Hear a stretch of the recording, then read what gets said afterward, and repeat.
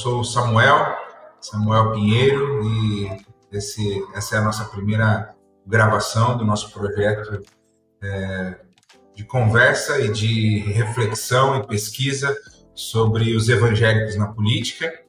E hoje a gente vai começar já com uma participação ilustre na nossa conversa, que eu vou deixar para o professor João fazer a apresentação.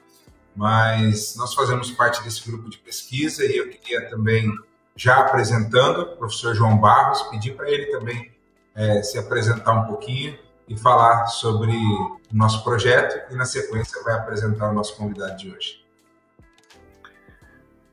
Obrigado, Samuel. Meu nome é João Barros, eu sou doutor em Filosofia e Ciências Sociais e coordeno esse projeto Observatório Evangélicos e Política na América Latina, aqui na Universidade Federal da Integração Latino-Americana, a UNILA, em Foz do Iguaçu, no Paraná, né? E hoje contamos com a presença do pastor Ariovaldo Ramos, que é uma referência no Brasil, né, sobre esse tema, né, e estamos aqui para bater um bate-papo muito edificante, muito legal, né, e escutá-lo nesse momento. Pastor Ariovaldo, bem-vindo, né, e obrigado por aceitar nosso convite. O privilégio é meu e espero poder ser útil de alguma maneira. Pastor, nós gostaríamos de conversar essa conversa com o senhor. Se o senhor pudesse dar para nós, fazer um panorama histórico aí sobre a relação entre evangélicos e política no Brasil, né? Por favor. Bem, eu vejo que nós tivemos, durante a nossa chegada, nós tivemos sempre algum tipo de inserção política, em maior ou menor grau. Quando chegou o evangelho de missão aqui, com o Robert Kelly, fundador dos Congregacionais, ele era médico e ele foi médico do Dom Pedro II. E graças a ele houve uma certa distensão no governo confessional do Brasil da época. O Brasil tinha um governo confessional romano, da Igreja de Roma, e fechava as portas para outras confissões de fé. Mas o Cali conseguiu uma distensão. Então, eu acho que essa poderia ser considerada a nossa primeira interlocução política no Brasil. Depois, nosso crescimento foi lento, bastante lento, considerando a dinâmica que se espera da fé evangélica, foi lento até 1910. 1910, nós tivemos o fenômeno pentecostal chegando ao Brasil, simultaneamente em São Paulo, com a hoje conhecida como Congregação Cristã no Brasil, e um movimento que mais tarde se tornou as Igrejas das Assembleias de Deus a partir de Belém, no Pará. Esses dois movimentos dinamizaram o crescimento da Igreja Evangélica, e a Igreja Evangélica começou a ganhar uma certa presença, e essa presença muito rapidamente foi sentida na relação política institucional brasileira, porque principalmente os evangélicos de missão foram bastante efetivos, por exemplo, na área educacional. Os presbiterianos, os batistas foram bastante efetivos na área educacional, então geraram muitos mestres, geraram muitos catedráticos, e isso, obviamente, num país marcado por uma elite preservada pela Igreja de Roma. A gente precisa lembrar que o Brasil só teve a sua primeira faculdade em 1934. Então, a forma dos romanos influenciarem a nossa sociedade, para além de terem sustentado 4 séculos de escravização, foi a de privilegiar a elite e separar o povo para vassalagem. Os evangélicos chegam em 1850 e começam uma nova dinâmica. As primeiras escolas multiculturais foram brasileiras. Foram evangélicas. E isso causou, certamente, e como não poderia deixar de ser, causou espécie no Brasil. Porque os evangélicos estavam chegando, estavam levando educação para o povo, diferente do que acontecia com a Igreja de Roma.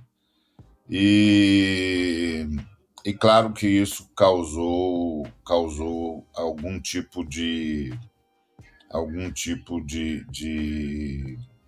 movimento no país.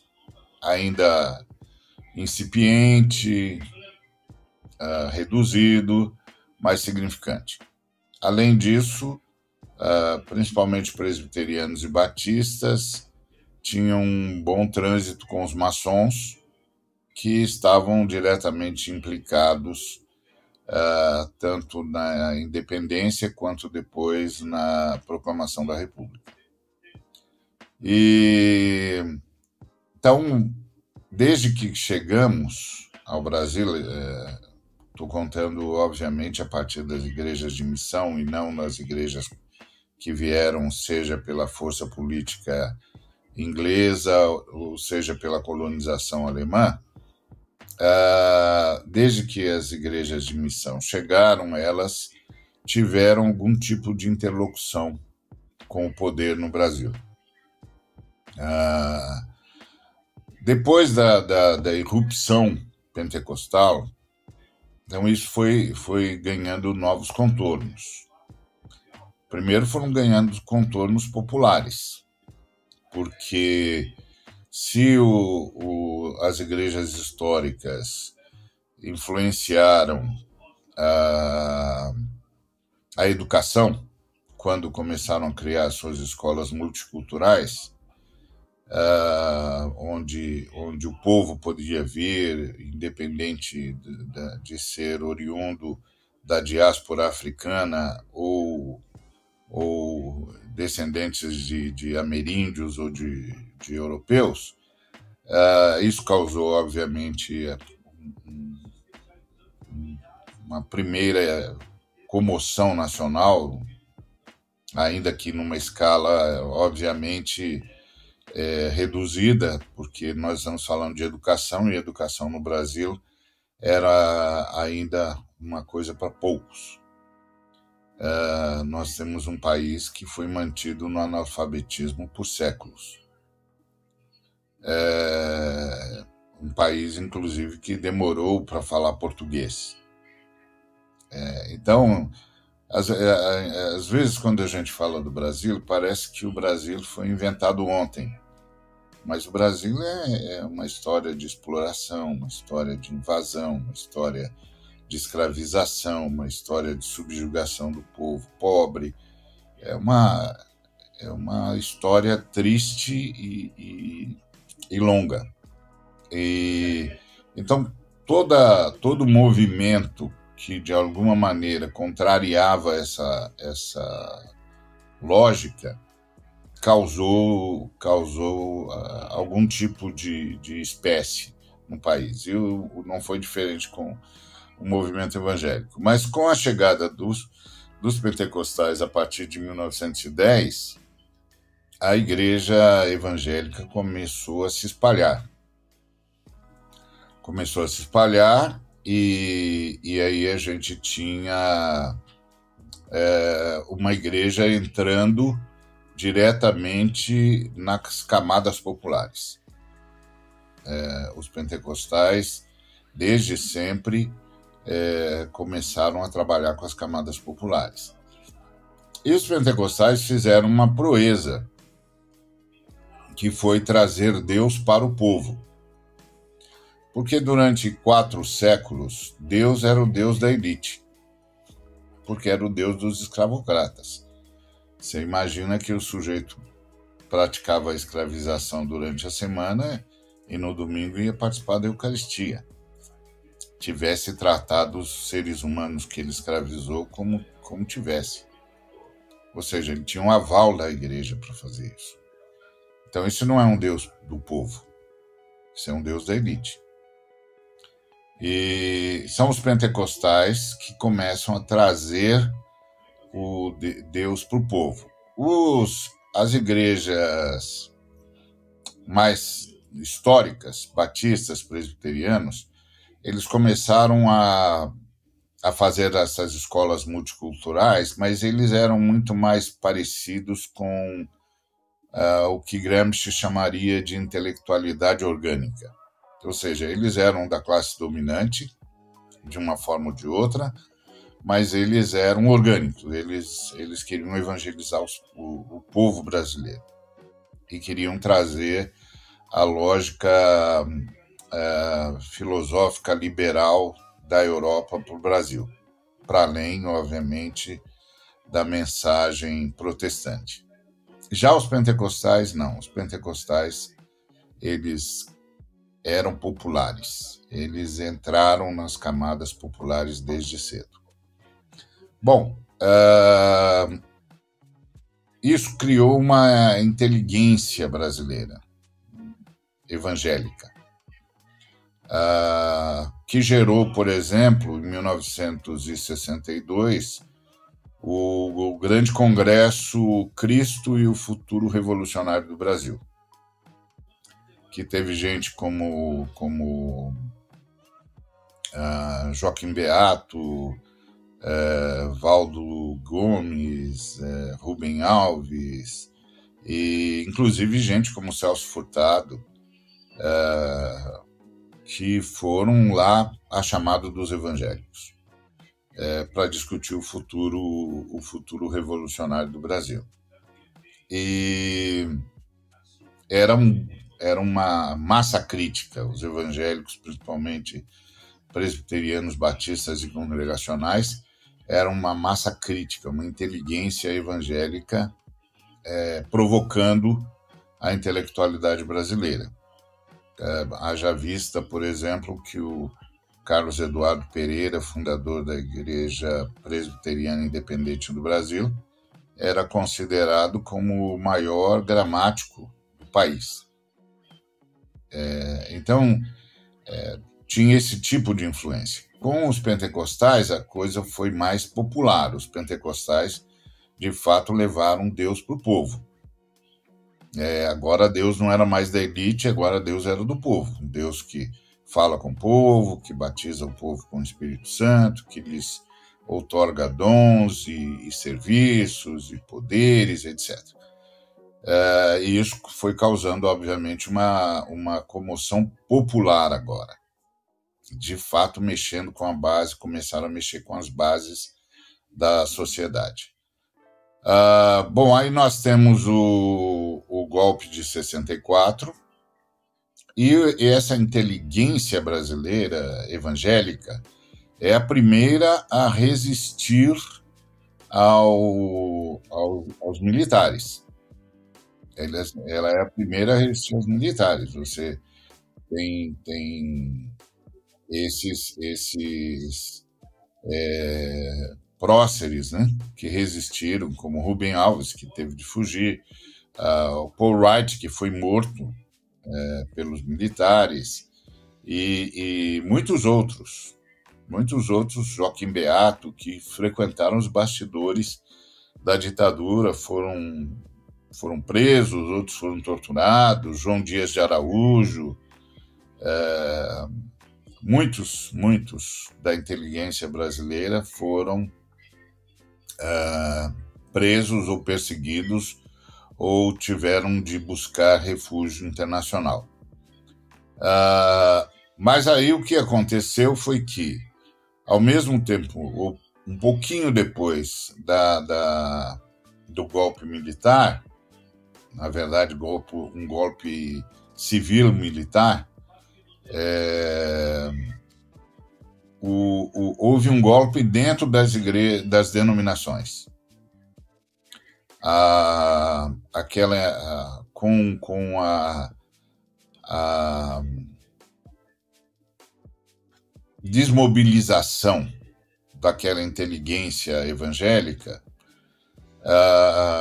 um grupo de direita assume o controle denominacional, tanto dos batistas, quanto dos presbiterianos, quanto dos congregacionais, quanto dos pentecostais. E esse grupo, como dizia o Robson Cavalcante, entra no vagão de segunda classe do trem da ditadura. E vão ganhando proeminência na medida em que a Igreja de Roma vai abandonando a ditadura.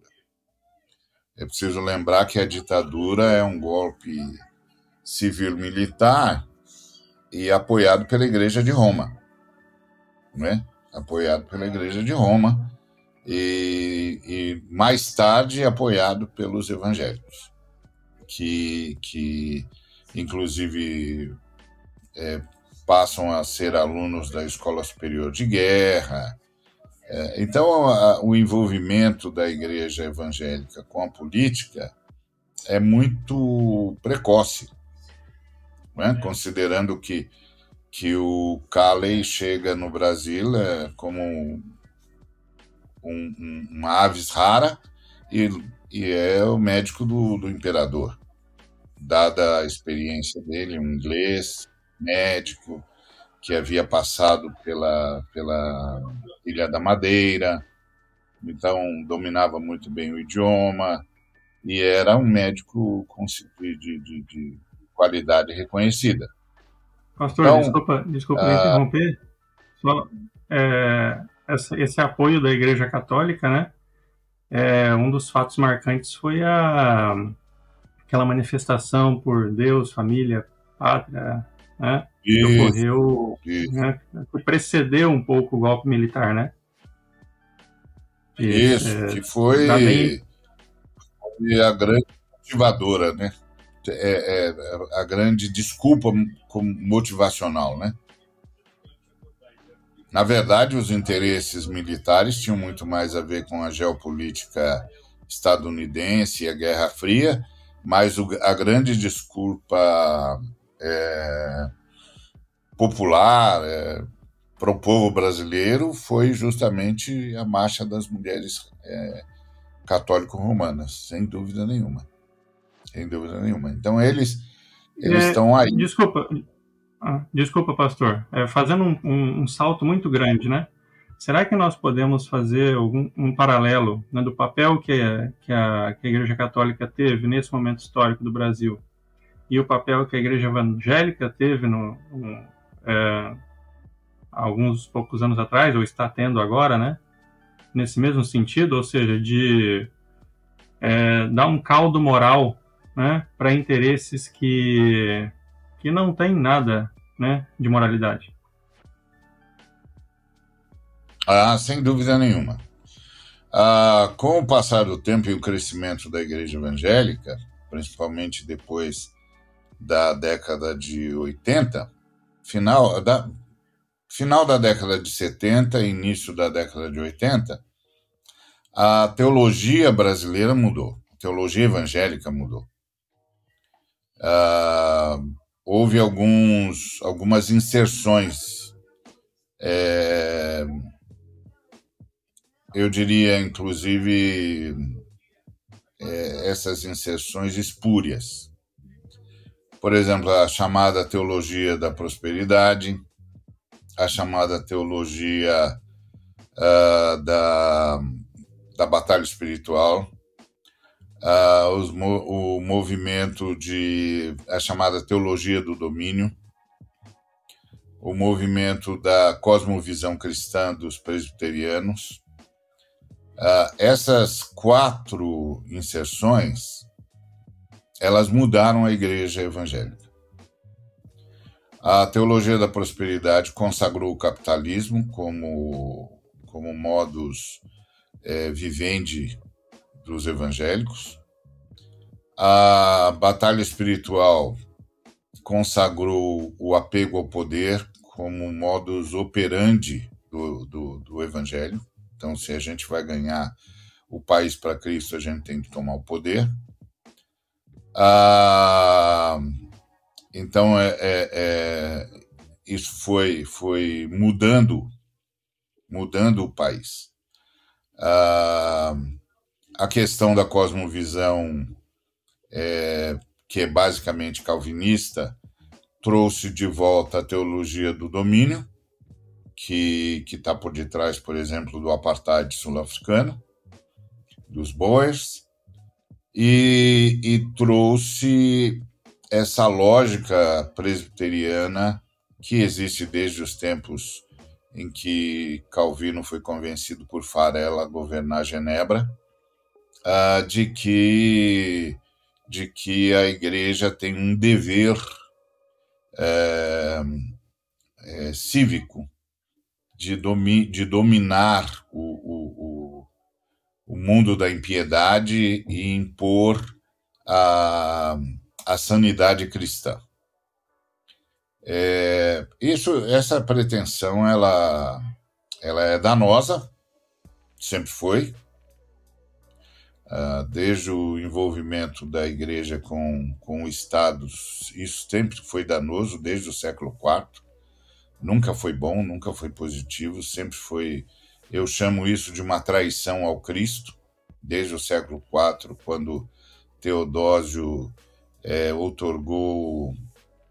promulgou o Edito de Tessalônica e transformou a fé cristã em religião oficial, passando pelos luteranos terem assumido ser religião oficial na Escandinávia, a chamada reforma anglicana, que não é nada mais, nada menos do que acomodar-se aos caprichos do rei, e o fato dos presbiterianos, dos reformados ingleses, terem assumido a religião oficial da Escócia e terem feito o apartheid.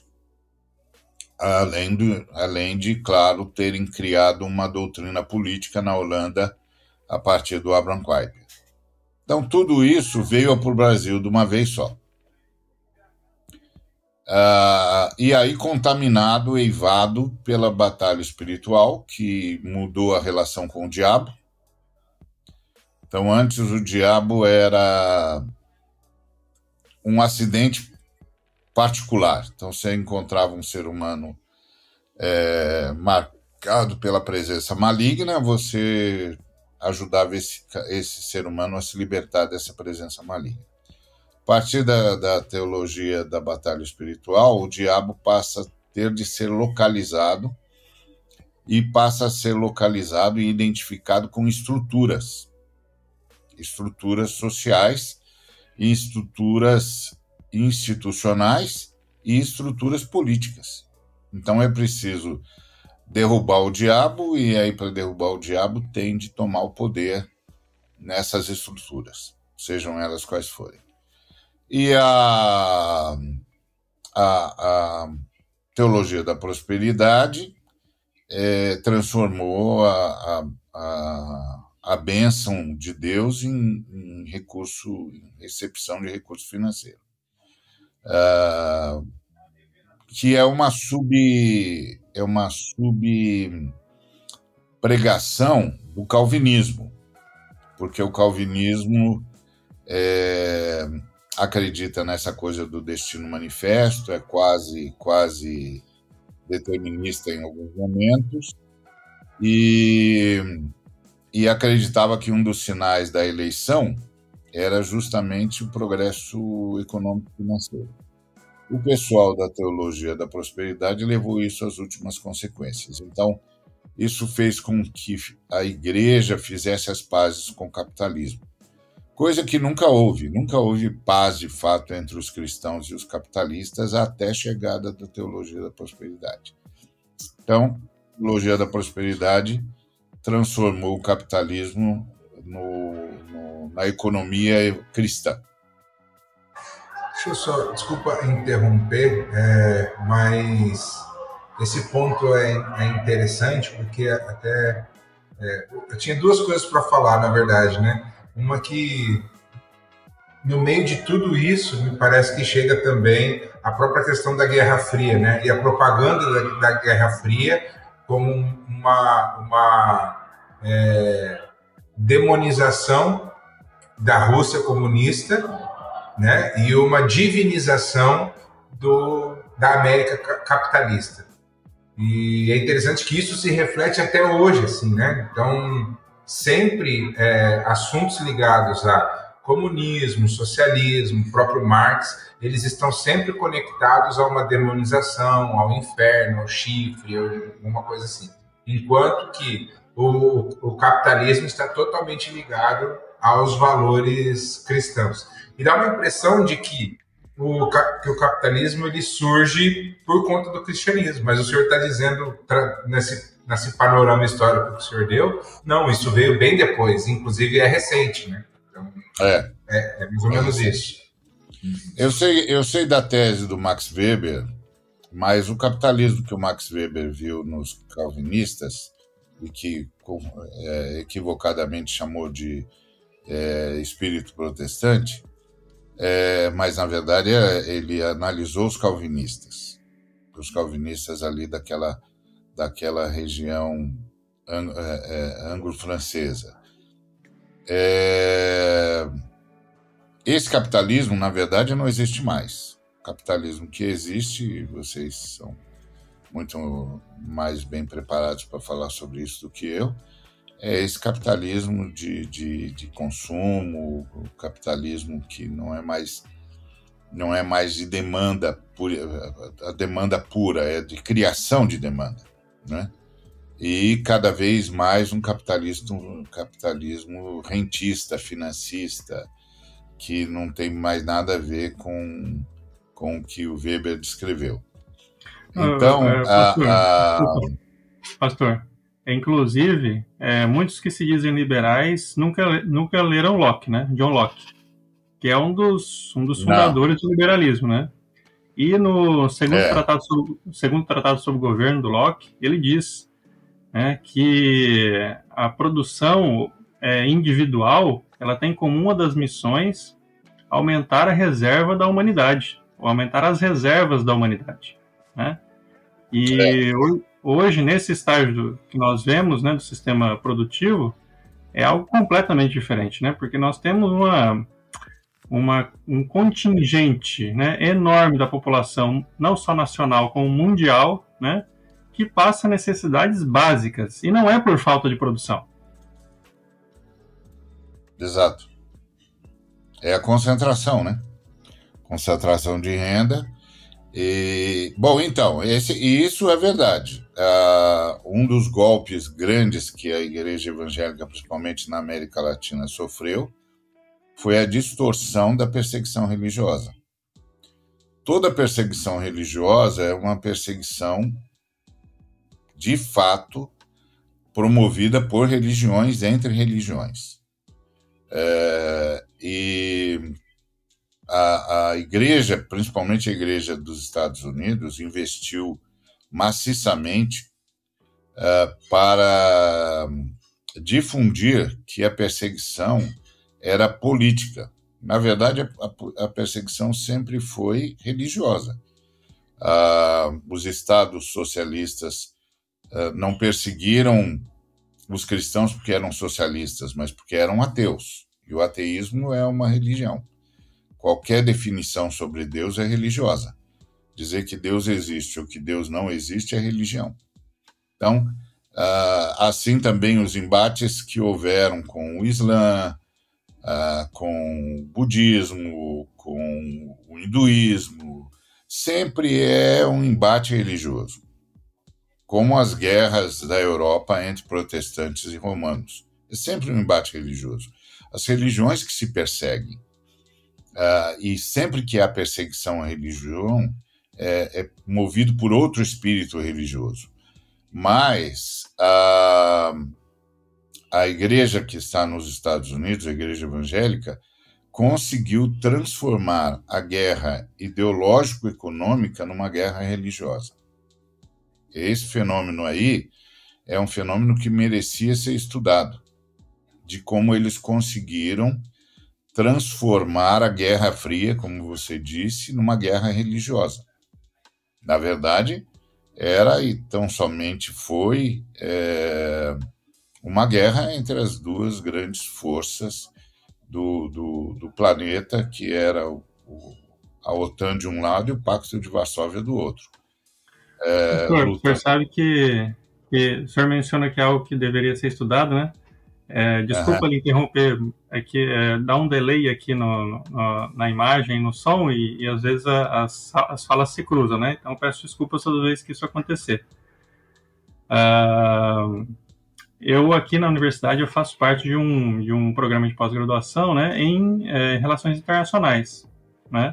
E esse projeto está dentro desse programa, né? Se chama ICAO aqui na UNILA, né? Integração Contemporânea na América Latina. Bom. E é isso que o senhor mencionou agora, que é uma coisa que merece ser estudada, né? A influência da igreja norte-americana na América Latina, né? É algo que eu já pensei algumas vezes, né? E já despertou meu interesse. E sempre quando eu penso isso, eu imediatamente penso, não, alguém já fez isso, e eu vou começar a procurar, né? Mas é um dos interesses que moveu a criação desse projeto, inclusive, né? Poder explorar um pouco isso, poder explorar essas conexões, né? Sempre de um ponto de vista acadêmico, que é da onde eu estou, né? E poder compreender essas relações que são históricas, que são importantes e que tiveram um impacto imenso no nosso continente e para os nossos povos, né? Sem dúvida nenhuma. E esse enfoque da Guerra Fria que o Samuel trouxe, que vocês estão, que se encaixa bem aí, é um fenômeno que mudou a igreja latino-americana. De fato, é impressionante. Foi um movimento impressionante. Bom, com a teologia da missão da prosperidade, mais a teologia da batalha espiritual, mais a chegada da cosmovisão presbiteriana, calvinista, o quadro estava montado para a construção de uma teologia política para o Brasil. Uma teologia política extremamente grotesca, pobre, eu diria, inclusive, anticristã, que é uma teologia que privilegia a tirania. E que despreza o Estado laico, entendendo que os cristãos estão vocacionados para o poder. O que é absolutamente contrário a tudo que Jesus de Nazaré, o Cristo, ensinou. O Cristo disse que a vocação dos cristãos era o serviço e nunca o poder. E essa teologia, então, ela é fomentada a partir da junção dessa teologia com a experiência que veio da ditadura militar, pelos pastores que estudaram na Escola Superior de Guerra, que inclusive fazem verdadeiros elogios ao período militar, fazem elegias ao período militar. É assustador, é vergonhoso.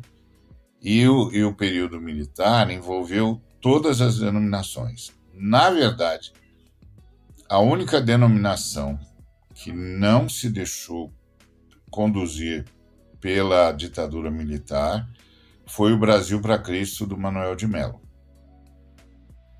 O Manoel de Mello resistiu à ditadura militar, denunciou a ditadura militar na ONU várias vezes, no Conselho Mundial de Igrejas, ficou ao lado do Dom Evaristo Arnes na luta contra a ditadura,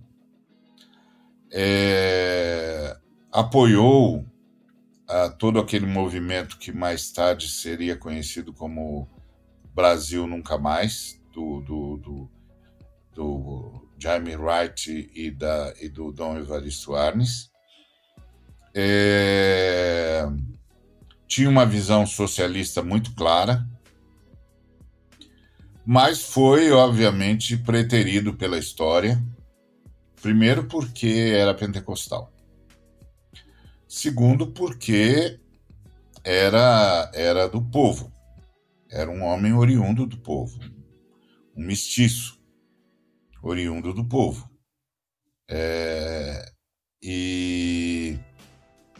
Mas ele era um fenômeno, e ele foi o primeiro grande fenômeno religioso no Brasil, com a construção do movimento Brasil para Cristo, com todos os seus carismas inegáveis, que promoveram uma verdadeira convulsão na igreja brasileira, porque os sinais messiânicos o acompanhavam. Mas mais importante do que isso, ou tão importante quanto, foi a atuação política dele. Ele foi o primeiro sujeito a contestar e a entender que nós tínhamos de entrar na política para garantir a democracia. E protestou contra a ditadura, apoiou um presbiteriano, Lisânias Maciel, para ser o primeiro deputado, o primeiro deputado apoiado pela igreja. Ele era um fenômeno, inclusive visitado constantemente por gente como Ulisses Guimarães e outros, que reunia multidões. E ele foi o primeiro fenômeno pentecostal no Brasil de massa, e com uma visão extremamente democrática e com um corte socialista inegável. Agora, ele foi desprezado na história, a própria denominação dele o limou, né, da história, esqueceu dele, jogou no limbo, defenestrou o seu fundador por questões morais, e não deu o devido valor que o Manoel de Mello representou na formação da igreja evangélica, principalmente da igreja de massas. É uma injustiça, é uma injustiça histórica grave. Uma injustiça histórica grave. E rapidamente, tão logo ele morreu, e ele morreu de forma abrupta, rapidamente a denominação dele fez questão de colocá-lo no limbo da história e migrou com todos os demais movimentos pentecostais, para o que a gente chamaria de a direita. E, bom, aí nós tivemos a vitória sobre a ditadura, né? Em 85 a ditadura acaba, a gente começa a retomada da democracia, que tem sido cheia de acidentes, né? E a igreja evangélica começa a crescer. Na década de 80, a igreja evangélica começa a crescer exponencialmente, como até então não tinha crescido. A gente foi saltando, foi crescendo muito mais do que o crescimento vegetativo, e hoje nós já somos 50% da nação. E já somos... Já somos 50%, pastor? Já somos 50% da nação. O Bolsonaro já trabalhava com um número de 87 milhões de evangélicos. Mas, na verdade, a gente já está entre 80 e 100 milhões de evangélicos hoje, e daqui 2 anos a gente vai ser 110 milhões, 115 milhões de evangélicos. A maioria dos jovens brasileiros já se declara evangélica. E a maioria das comunidades da base da pirâmide já se declaram evangélicas, ou já são evangélicas, né? E houve um outro fenômeno, que é a igreja evangélica desenvolveu um outro fenômeno que eu chamo de as igrejas independentes, que são, na verdade, as igrejas que hoje congregam o maior contingente de evangélicos. Então, por exemplo, as grandes denominações, as denominações de modo geral, elas devem ter 45% dos evangélicos, e as igrejas independentes, que estão basicamente espalhadas na base da pirâmide, têm os outros 55%. E são eles que estão crescendo. Agora, tudo isso aconteceu de forma rápida demais, não houve formação adequada, e essas igrejas independentes não têm nenhuma base teológica. A teologia das igrejas evangélicas está bastante tortuosa, para dizer o mínimo, porque as grandes escolas de teologia, como os batistas, os presbiterianos, os metodistas, transformaram as suas escolas em escolas de teologia denominacional. Então, na verdade, eles não provocam o pensar teológico, eles provocam a manutenção da sua denominação e a manutenção da sua doutrina. Então, na verdade, é uma teologia apologética, que é, na verdade, o que nós estamos vendo acontecer. Então, o camarada sai de dentro dos seminários, ele era congregacional, ele sai mais congregacional. Ele era presbiteriano, ele sai mais presbiteriano. Batista, sai mais batista. Metodista, sai mais metodista. Porque a teologia que ele recebe é apologética, é para deixar claro que a denominação dele é a melhor. E isso vem dos Estados Unidos, porque na Europa, quando a igreja protestante estava só na Europa, a visão que a gente tinha da igreja é que a igreja é una, é católica, é indivisível e é santa, e tem várias manifestações. Quando chega nos Estados Unidos, cada denominação virou a igreja de Deus, a igreja de Cristo. Então a ideia da igreja una, santa, católica, indivisível, com muitas manifestações, desaparece para dar lugar ao que a gente chamou de denominacionalismo, que é cada igreja se vê como a igreja de Jesus. Então, os batistas têm certeza que Jesus seria batista, os presbiterianos também, os congregacionais também, os pentecostais muito mais. Então, é assustador. Vira uma guerra. Pastor, e nessa carência de formação teológica adequada, né, que vai impactar justamente na qualidade daquilo que o povo escuta do Evangelho, né? Se nós unirmos as duas pontas da tua fala aí, sobre esse crescimento evangélico exponencial, né? Qual a tua percepção sobre esse evangelho que a massa brasileira escuta, né, cada vez mais, no que tange à tolerância, né? Porque nós vivemos nos últimos anos um ambiente de muita intolerância, de muita rispidez, né, de ou nós e eles, né, uma lógica binária desse tipo, né? E pelo menos na minha percepção, né, o evangelho foi arrastado para essa lógica, né? E isso causa enormes prejuízos, né, para a vivência dentro da igreja, enfim, para cumprimento da missão que Cristo nos dá, né? Então, se o senhor pudesse falar um pouco sobre isso. Bom, eu entendo que a igreja evangélica brasileira é uma igreja pós-protestante.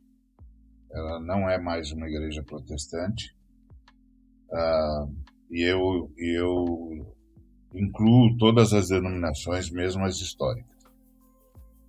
A mensagem que está sendo pregada na igreja evangélica brasileira não tem mais nada a ver com a graça divina. A igreja evangélica brasileira voltou para os arraiais romanos da lei. A ideia recrudesceu a figura do sacerdote e voltou para a lógica da lei, a fé evangélica, que com os protestantes era uma fé de fruto, voltou a ser uma fé de tarefas. Porque na Igreja de Roma ela é uma fé de tarefas. As tarefas estão ligadas aos sacramentos. E agora na fé evangélica ela voltou a ser uma fé de tarefas e está ligado a compromissos econômicos e a compromissos ideológicos, para além de compromissos morais, que é o moralismo. O moralismo é a igreja transformada numa fé de tarefas. A fé evangélica transformada numa fé de tarefas e não numa fé de frutos, que foi o que os apóstolos ensinaram a partir de Jesus. Não, desculpa, mais um dado aí, né? Às vezes eu escuto dentro da igreja muita gente elogiar, por exemplo, um autor que é muito conhecido, que é C.S. Lewis, né? C.S. Lewis é muito bom, vale a pena, parar, né? E aí, num dos livros, né, o C.S. Lewis tem um capítulo chamado Casamento Cristão, né?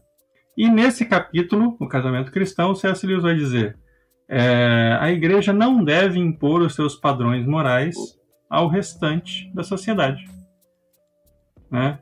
E aí eu fico pensando, mas, né, será que as pessoas que eu, pelo menos que fazem parte do meu círculo, né, que eu tenho a oportunidade de conviver, que recomendam C.S. Lewis, já leram esse capítulo? Porque não combina, né? E a gente vê justamente um movimento dentro da igreja, ou adesão, né, dentro da igreja evangélica, do ponto de vista de imposição de padrões morais da sociedade brasileira, que está muito acompanhada dessa dinâmica de intolerância, né? É verdade, é porque houve uma mudança na teologia evangélica.